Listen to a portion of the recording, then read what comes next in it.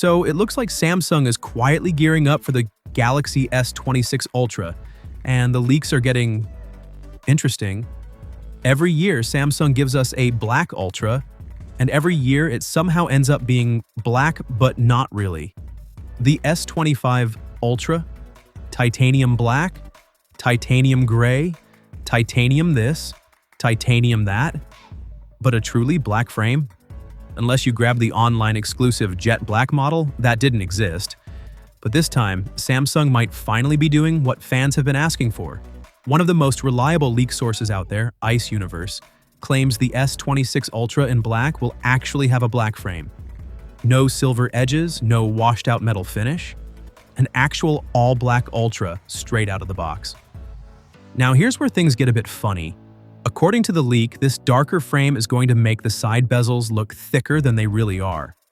Not because Samsung messed up the design, but simply because the human eye is weird and contrast does tricks on us.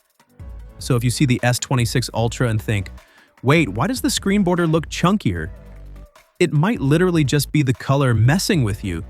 Should you worry? Honestly, probably not. Everything else points to Samsung shrinking the bezels anyway, so what you're seeing might not match what's actually there. And we still don't know whether this black frame is exclusive to one color or if Samsung's applying it across the full lineup. If they do, then this thicker bezel illusion becomes a universal feature. But color-wise, things are getting even more fun. There's talk of a bright orange variant, basically Samsung's answer to Apple's cosmic orange wave. Say what you want about Apple, but their color choices somehow end up trending every year. And it looks like Android brands might follow that playbook again for 2026. And then there's the upgrade everyone's been waiting a decade for, charging speeds. It took Samsung forever to move on from 45 watts charging, but the S26 Ultra might finally break that streak. The latest One UI 8.5 firmware files mention super fast charging 3.0, which lines up perfectly with the earlier leaks claiming 60 watts charging. To put that into perspective, Samsung introduced 15 watts all the way back in 2015, jumped to 45 watts in 2020, dropped back to 25 watts in 2021, brought 45 watts back in 2022, and then just stayed there. Meanwhile, Chinese brands are out there casually throwing 100 watts, 150 watts, even 240 watts charging at their phones. But the catch is, those speeds rely on custom charging standards.